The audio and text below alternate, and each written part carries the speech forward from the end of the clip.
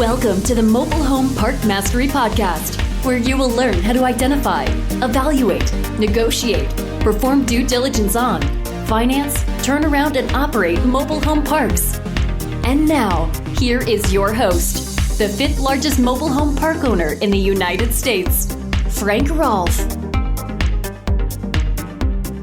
Back before I ever owned a mobile home park, I was a college student at Stanford University, and I was the teaching assistant and later the co-teacher for one of Stanford's largest classes on public speaking. And it was in that class that I truly learned about fear. Because you see, public speaking is the number one fear of all Americans. It ranks right above death, which comes in at number 2. But that's not really what I'm talking about. What I'm talking about is that there was good fear and bad fear. Now, one of the teachers of the class one time gave a terrible speech. Because we gave speeches as part of the class. The students would speak, then we would speak. And the teacher, he gave one of the worst performances of all time. I asked him after his speech why he was so bad tonight. Why were you not on your A game? And he said, well, the problem is I give so many speeches that tonight I had no fear. And because I had no fear, I put in no preparation. I didn't do anything right. And I learned at that moment that fear can actually be a positive force. I also learned from teaching the class that sometimes students, when called upon to give their speech, and the whole point of the class at Stanford was to get people up to par with their peers as far as being able to public speak, they would often run out of the room in terror, never to be seen from again. And I thought, wow, an incredible waste. They're at Stanford, they're in this class.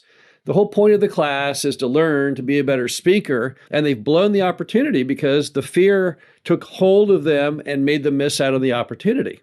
Now, this is Frank Rolfe, the Mobile Home Park Mastery Podcast. We're going to talk all about good fear versus bad fear. So fear in general, it comes from that adrenaline rush, that fight or flight mentality you have when you think bad things can happen to you. And yet harnessing that power, that drive, that anxiety can be a very positive feature in the mobile home park business. The first way I see it manifesting itself in a positive way is in due diligence. Now, we all know that Benjamin Franklin said that due diligence is the mother of good luck, and that people who do good due diligence typically are more successful than those who don't. But you can also flip that around, that not doing due diligence creates a lot of fear. Fear of the unknown, fear that your revenue or your expenses are not in line with what you think. And so fear can often drive you to really work hard, making sure that property is going to work out for you. Doing good due diligence means being very thorough. It means putting in a lot more work by phone, by email, in the field than your contemporaries probably do. But the end result is if you do great diligence, typically things just always seem to work out. I've never heard anyone complain about a mobile home park that did not perform on expectations because they did great due diligence and it didn't work. Normally, they are sad because they didn't do good due diligence on something. Maybe it's the water system, the sewer system, the market demand, whatever the case may be. So having that innate human fear we all share is really a very important feature to one of the most important attributes of buying a mobile home park successfully, and that's doing great due diligence. For that reason, therefore, fear is good. Now, another time that I see fear being good is the fact that we all fear just running out of time in life, because we all eventually just time out. We don't know when it occurs, but we all have goals in our lives. At a certain point, at a certain age, we're going to accomplish something. And the clock is always ticking. And that fear that you're going to run out of time is another positive attribute. When I got out of college and I had my billboard company, I had my first little plaque on the wall. I made it myself from something that I had learned. I don't know if I was in college, reading a magazine or a book, but it was the old phrase, just the 3 words, time kills deals. I still have that little plaque. And what that little plaque meant to me is I should never put off to tomorrow anything I could do today. I should never let a deal roll over the weekend because I was just trying to go do something else more fun. That basically, I was living under a constant sense of urgency. And if I didn't do the things I could do every day, I would potentially miss out on what might be my great opportunity.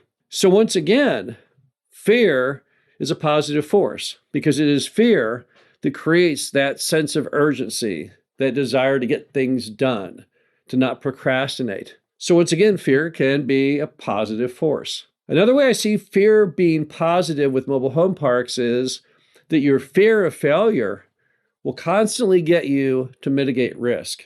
And mitigating risk is one of the hallmarks of those who do exceptionally well in the industry, because none of us can control all the variables. You can have an employer shut down. You can have a weather event. You can have a zoning official problem. You can have a loan problem, whatever the case may be. You've got to be resilient when those things happen. And one great way to think through the resiliency is to have a plan for whatever it is, what would happen if it goes bad. You probably have seen on television or on YouTube or somewhere the recording of the flight that Sully Sullenberg landed into the Hudson River. And you will note, if you watch that or read about it, the reason he was so calm and that he had a plan is he always wondered what would happen on takeoff if the engines went out. So he already had his plan B ready. And then that one fateful day it happened. The birds hit the engines. He lost all power.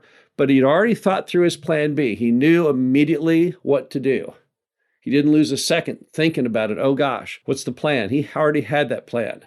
If you own a mobile home park and you've got any risk that bothers you, you will instinctively try and come up with a plan B to solve that risk, whatever the case may be. You lose your natural gas because you have a master metered gas system. You say, well, if I ever lose my gas, I will immediately convert to propane. And you already have that plan B ready. You probably have a little file folder of all the propane companies, their phone numbers, and what they charge, etc. Having those kinds of plans, things to do when things go bad, is very, very important. And what pushes you on to put in that little extra credit work to write up those plans is basically fear. So once again, fear can be a good thing. But at the same time, fear can also be a bad thing. That same fear that made people run out of the room when they were supposed to go up to the podium and give a speech, it could also happen to you with mobile home parks. One big time you see fear manifest itself with mobile home park buyers is when they can never sign the contract. Despite the fact they've got a due diligence out and a financing out, they can never bring themselves to sign the contract. And it's terrible, because if you can't sign the contract, then what's the purpose anyway? You'll never be able to buy a property if you refuse to pull the trigger and sign the thing up. Now, you should never have any fear of signing up a deal. Your fear should come much later, after you've done your due diligence, maybe the financing. That's the tough decision. Do I go forward or do I not? But you shouldn't have any fear of just tying something up under contract. Yet many people are so afraid of their own capabilities, they just can't bring themselves to sign the agreement. And that's bad fear. That's a fear that is going to knock you out of all of your potential success of the future because you just won't play ball because you simply are afraid to do it. Another problem with fear is that someone who is fearful will often drop deals, even though there's an easy solution to whatever the roadblock is. Sometimes in many deals, you will find there's something that pops up during diligence or during financing. And the fearful person, they won't try and power through it. They'll just say, no, well, I guess this deal really wasn't meant for me. This is clearly a sign from the heavens I shouldn't do it, when that was not the right decision. They again let fear take hold of them, and they refuse to do the things that could make the deal potentially successful because they're just kind of fearful, and they really just kind of wanted out of the deal. We see that a lot when you've got a deal killer mentality.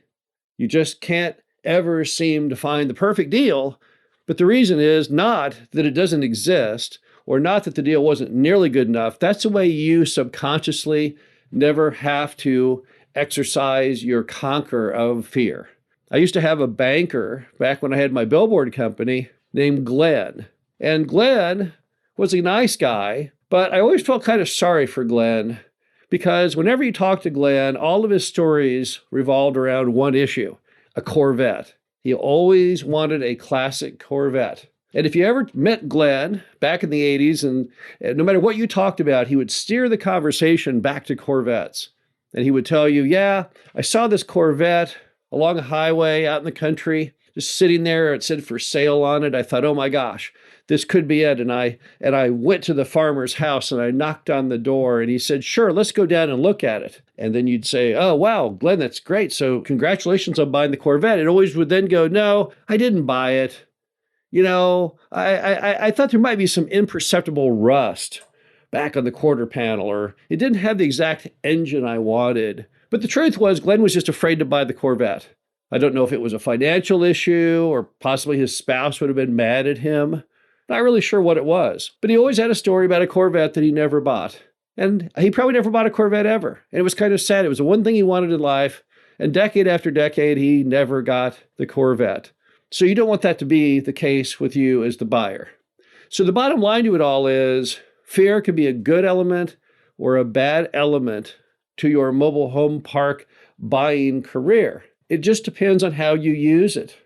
If you acknowledge what fear is and you embrace it and you say, okay, I understand fear. I understand why I'm fearful, but I'm going to do something positive to harness that to get ahead, then that's good fear.